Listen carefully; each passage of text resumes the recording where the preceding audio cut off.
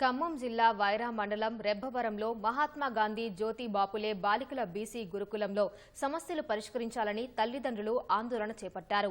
అద్దె భవనంలో వైరా ముసలమడుగు 2 గురుకులాల బాలికలను ఒకే చోట ఉంచడం వలన సౌకర్యాలు సరిపోక పిల్లలు ఇబ్బందులు పడుతున్నారని ఆగ్రహం వ్యక్తం చేశారు.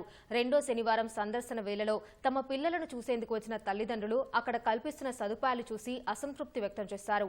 అధికారుల తీరును నిరసిస్తూ వైరా మధిర ప్రధాన రహదారిపై రాస్తారోకో చేశారు.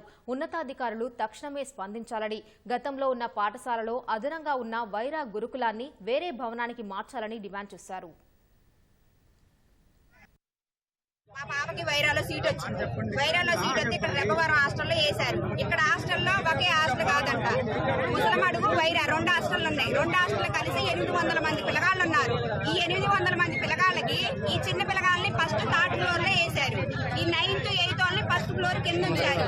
పైన ఉన్న పిల్లగాళ్ళు బాత్రూమ్స్ వస్తే అర్జెంట్ వచ్చింది. ఈ 8 మందికి ఒక 4 బాత్రూమ్లు 4 లెట్రూమ్లు.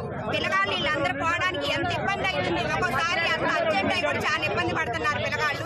స్నానం చేయడానికి కూడా వయసు వచ్చిన పిల్లగాళ్ళు మొత్తం గ్రౌండ్ ఎరగుద్ది. ఆ గ్రౌండ్ లో స్నానం చేస్తున్నారు. వంటగదిలో మెస్ లో వంట చేసే వాళ్ళలో మగోళ్ళు ఉన్నారు. ఒక ఆయన ఉంటూ ఆయన ఏజ్డ్ ఆయనలే కానీ ఎవరైనా మగాయనేగా వయసు వచ్చిన పిల్లగాళ్ళు బయట స్నానం చేస్తున్నారు. సరైన బాత్రూమ్ లేవు, వాటర్ ప్రాబ్లం ఉంది, చాలా ఇబ్బంది జరుగుతుంది. ఇక్కడ 2 హాస్టల్లో భోజనం కూడా సరిగ్గా లేదు. వైరా పిల్లగాళ్ళకి వైరాలో సీట్ వచ్చిన పిల్లగాళ్ళకి వైరా పిల్లగాళ్ళకి హాస్టల్ చూపించాలి. ఫస్ట్ న్యాయం జరగాలి, మా పిల్లగాళ్ళకి న్యాయం జరగాలి.